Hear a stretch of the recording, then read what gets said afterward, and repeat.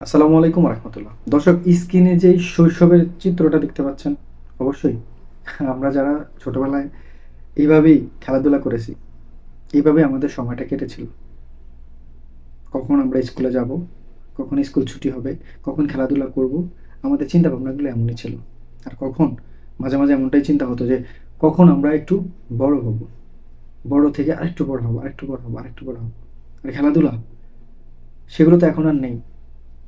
সেই খেলাধুলাটা ছিল যে আপনার নারকেল পাতা দিয়ে কি করা হতো, ঘুড়ি বানানো হতো, নারকেল পাতা দিয়ে পাখা বানানো হতো। সেটার সাথে একটা আপনার কাঁটা, খেজুর গাছের কাঁটা দিয়ে সেটা কি করা হতো, ফুটা করে আপনার ধরানো হতো বাতাসের জায়গায়। খুব জোরে চলতেছে, খুব ভালো চলতেছে। মানে কত ধরনের শৈশবের যেই দিনগুলো ছিল, আসলে খুব আনন্দময় ছিল।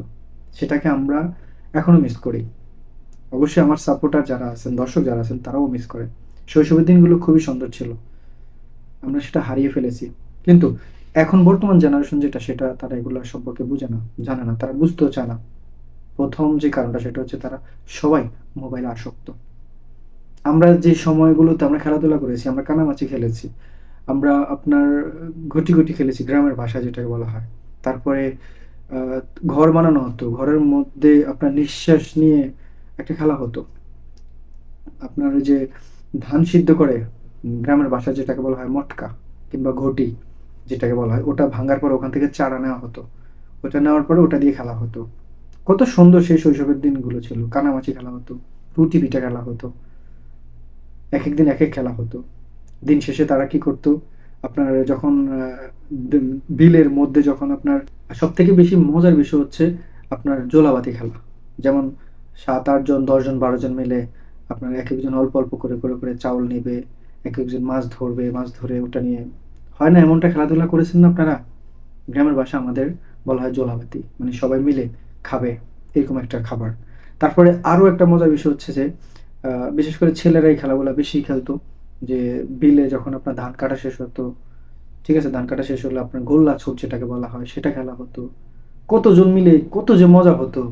ক্রিকেট খেলা খেলতো, কি একটা মজা হতো। সেই দিনগুলো এখন আর খুঁজে পাচ্ছি না।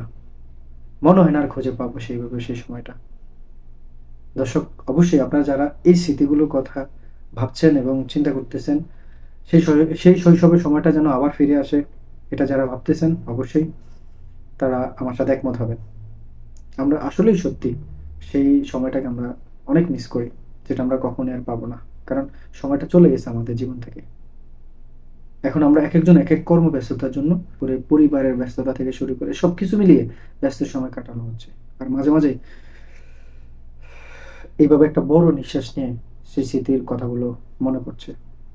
দর্শক, ভালো থাকবেন, সুস্থ থাকবেন। যদি ভিডিওটি ভালো লেগে থাকে, ভিডিওতে একটা লাইক দিয়ে চ্যানেলটিকে সাবস্ক্রাইব করে পাশেই থাকবেন। ফেসবুক পেজ থেকে দেখে থাকলে পেজে একটা লাইক দিয়ে ফলো করে রাখবেন। ইনশাআল্লাহ দেখা হচ্ছে নতুন আরো একটি ভিডিওতে। আসসালামু আলাইকুম ওয়া রাহমাতুল্লাহ।